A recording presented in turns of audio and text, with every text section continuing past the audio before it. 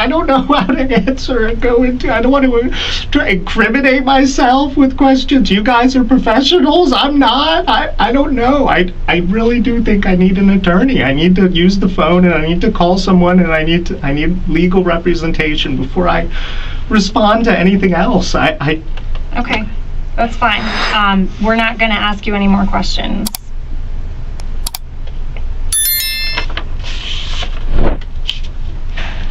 There's no tears coming out of your face. I'm very dry right now. You're dry? I'm very dry. I'm parched. I'm dehydrated. You can probably see my eyes are bloodshot red because I'm just tired and drained. I don't know what's going on. You want me to drink water so I can tear? Like, what the hell is wrong with you? I don't want you to tear. I just don't want you to... What are you trying to say? I'm just trying to say that this seems a little put on. Are you kidding me? Are you kidding me? No. Oh my... On a quiet winter night in Tucson, Arizona, something happened that investigators still struggle to explain.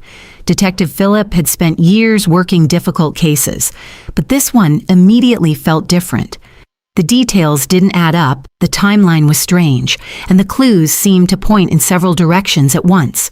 An elderly woman had disappeared from her own home without a trace. Her name was Nancy Guthrie, and she was 84 years old.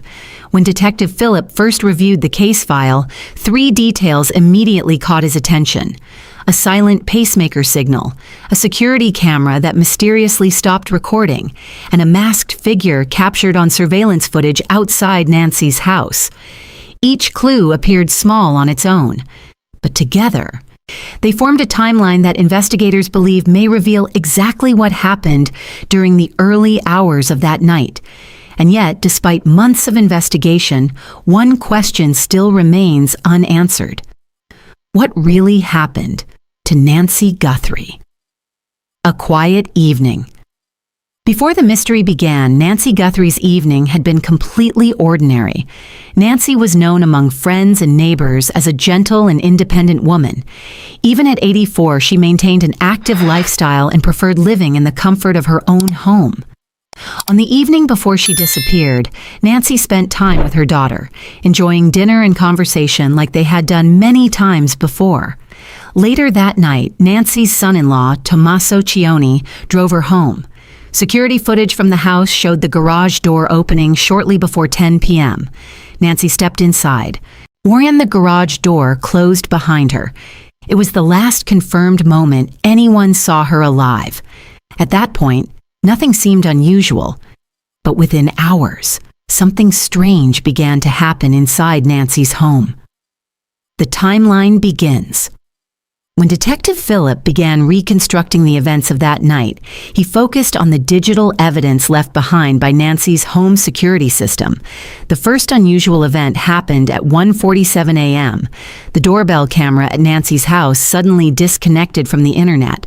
At first glance, this could have been a simple technical issue, but investigators would soon realize it was the first sign that someone may have been interfering with the system. Just over 20 minutes later, at 2:12 a.m., motion sensors outside the house were triggered. Normally, the cameras would have recorded video automatically. But because the doorbell camera had already gone offline, no footage was captured at that moment. Then came the event that made investigators pay very close attention. At 2:28 a.m., Nancy Guthrie's pacemaker stopped transmitting its regular monitoring signal. For medical devices like pacemakers, continuous signals are often sent to monitoring systems to confirm that the device is functioning properly. The sudden loss of signal suggested that something unusual had occurred. For Detective Phillip, that moment became one of the most important timestamps in the entire case. The masked figure. As investigators examined other surveillance footage from nearby homes and businesses, they discovered something disturbing. A camera positioned across the street had captured a figure walking near Nancy's house during the early morning hours. The person appeared to be wearing dark clothing, gloves, and a mask.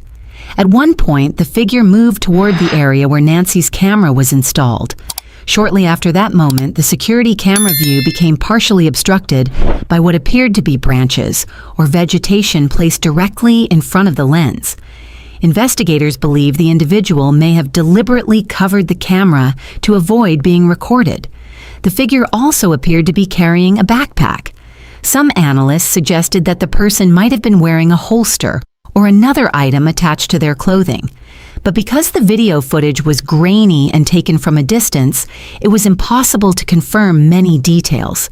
Still, the presence of the masked figure raised an important question. Was this person responsible for Nancy Guthrie's disappearance? 8 critical minutes. Detective Phillip noticed another detail while studying the timeline. Only 8 minutes after the pacemaker signal stopped, another camera several miles away captured footage of a suspicious vehicle traveling through the area. The vehicle was seen driving roughly 2.5 miles from Nancy's home. To investigators, the timing was too close to ignore.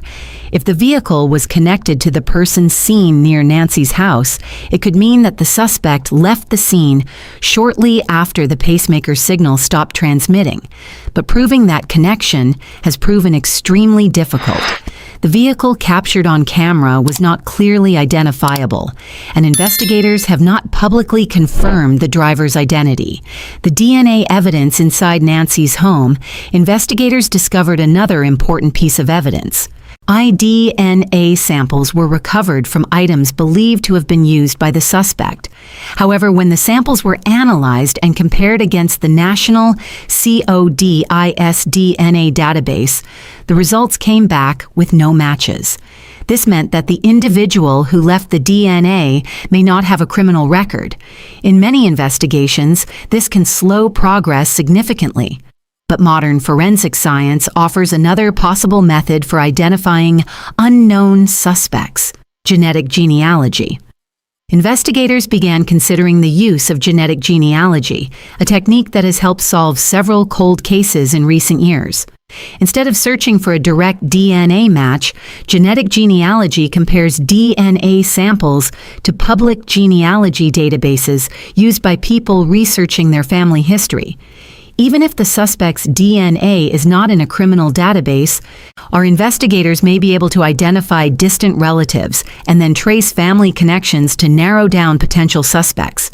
This technique has been used successfully in several high-profile cases. Detective Phillip believed it might eventually help solve the mystery surrounding Nancy Guthrie's disappearance. Persons of interest. During the investigation, detectives interviewed many people connected to Nancy's life. 2 individuals mentioned in connection with the case were Tommaso Cioni, Nancy's son-in-law, and Dominic Evans, a longtime associate known to the family. Authorities have questioned several individuals as part of the investigation, but it is important to note that no one has been formally charged in connection with Nancy Guthrie's disappearance. Our investigators have emphasized that interviews and questioning are standard parts of any major case. At this stage, the primary focus remains on gathering evidence and verifying the timeline of events. Thousands of tips.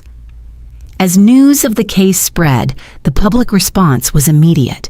Investigators received thousands of tips from people who believed they had seen something or recognized details in the surveillance footage. Some tips led detectives to re-examine earlier assumptions. Others helped investigators identify possible vehicles and individuals who were in the area that night. Despite the large volume of information, separating credible leads from speculation has been a major challenge. Detective Phillip and his team continue to review evidence carefully, hoping that one detail will eventually provide the breakthrough they need. Our difficult investigation cases involving disappearances can be extremely complex. Unlike other crimes, there is often very little physical evidence to work with. In Nancy Guthrie's case, investigators must rely on digital timelines, surveillance footage, forensic evidence, and witness statements to piece together what may have happened. Each new piece of information helps build the larger picture. But until investigators can clearly identify the person responsible, the mystery remains unsolved. The questions that remain today, the disappearance of Nancy Guthrie continues to raise difficult questions. Who was the masked figure captured near her home? Why did the security camera stop recording shortly before the motion sensors were triggered? What happened inside the house at 2:28 a.m.? The moment Nancy's pacemaker signal suddenly stopped. And perhaps the most troubling question of all, where is Nancy Guthrie? Detective Phillip has not given up on the case. Investigators continue analyzing forensic evidence, reviewing surveillance footage, and following new leads as they emerge. Advances in forensic technology, particularly genetic genealogy, may eventually provide answers that seemed impossible only a few years ago.